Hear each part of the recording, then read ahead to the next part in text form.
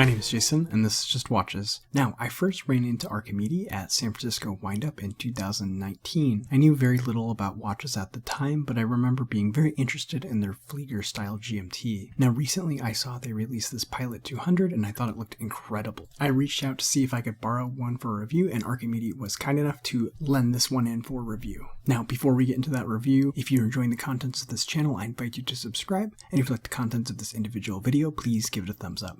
Thank you so much. This watch is currently available on the Archimede website in both the DLC and stainless steel versions with the white or orange second hand. The stainless steel version has the option for a bracelet as well. This DLC version is 974 euros, excluding value-added tax, which at the time of this recording is approximately 1,070 US dollars. The case is 39mm in diameter, 45mm lug to lug. It's very thin at about 11mm, and then has a 20mm lug width opening. On the stock strap, it weighs in at 64 grams. Now, this is a hardened steel Eichler case that has been coated in DLC. Eichler cases have been manufactured since 1924. Now, this case is all business. It has a thin mid case with lugs that turn down nicely. The bezel and caseback are of similar thickness, which creates a nice visual symmetry to the case overall. The DLC looks fantastic, and between that coating and the hardened steel of the underlying case, it should be very durable indeed.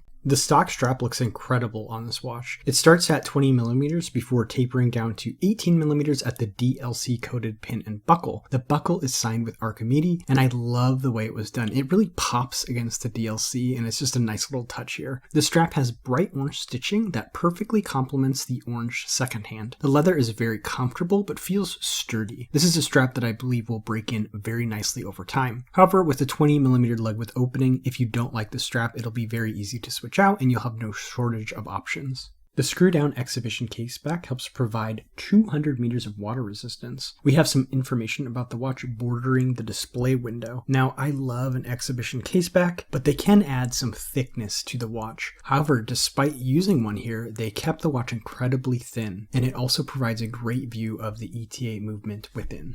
This watch is powered by the ETA 2824. This is a hacking, hand-winding, 28,800 vibration per hour movement with a power reserve of 38 hours and a stated accuracy of plus or minus 12 seconds a day. It also features a quick set date. Now, I love the additional step they took to DLC coat the rotor and put the brand logo and name on it as well. This watch already looks so stealthy with the DLC case and that black strap. This rotor is really the icing on the cake to this black and orange theme. Now, this one's also keeping excellent time, running +6 to +7 seconds a day in the dial-up position and around +5 to +6 with the crown up. The 7mm push-pull crown has the same DLC finish as the case and is signed with the Archimede A. Now, I really don't mind push-pull crowns. It won't affect your 200 meters of water resistance. A screw-down crown is really just ensuring you don't accidentally deploy the crown underwater, but for this style of watch, I don't think a screw-down crown is really necessary. The crown is a nice size and has nice knurling. It's easy to wind and operate the watch with this crown. And then the crown positions are very sure and easy to click in between. The flat sapphire crystal is just a touch proud of the case. It's been treated with anti-reflective coating. I like the choice of the flat crystal for two reasons here. First, it preserves the overall thinness of the watch, and second, it doesn't draw any attention to the crystal. While a domed crystal can be a lot of fun, this watch feels very toolish. It's all business, and I feel like a domed crystal would feel very strange on it.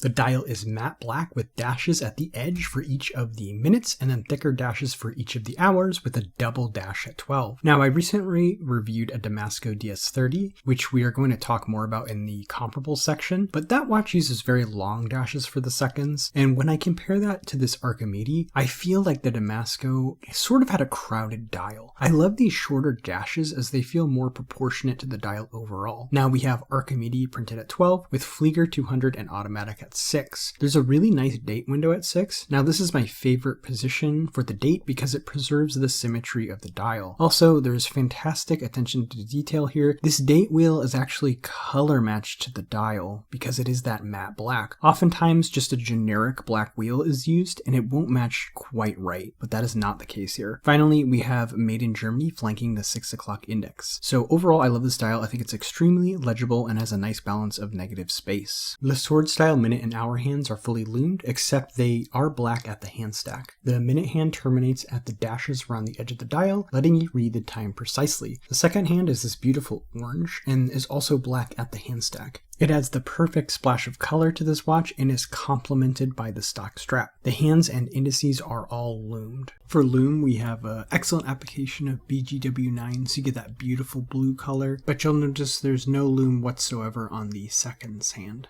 Here's the watch on my 6 3/4 inch wrist. I think for me, 39mm is a perfect case size, and then the DLC coating makes it wear even a bit smaller, I think. For pros and cons, starting with the pros, first, I love this color scheme. The black and orange is so well done throughout the case and strap, and the watch looks incredible in person. Second, I love the dial layout, especially the choice of the 6 o'clock date. Between the position of the date window and the color matched date wheel, you almost don't even notice the date is there unless you look for it. Last, operating this watch feels snappy, the crown positions are sure, the winding action feels very good, and the date snaps over at 12. As for cons, I only have one, and it's a quite small thing. I wish the stock straps had quick release spring bars. While I really like the stock strap and I don't think I would change it, it's always really nice when you can quickly switch out the straps without fiddling with the spring bar tool. And then second, while not a personal con to me, I do think people will say that they would prefer to see a screw down crown on this watch. As for comparables, I consider this watch to be a direct competitor with two other German watch brands,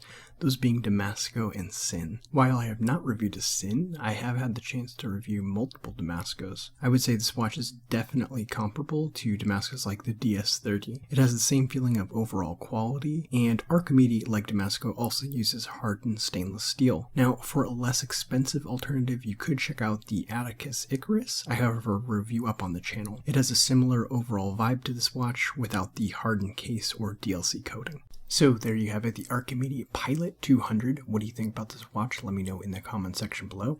As always, if you're enjoying the contents of this channel, I invite you to subscribe. And if you like the contents of this individual video, please give it a thumbs up. That's all for this time. My name is Jason, and you've been watching Just Watches.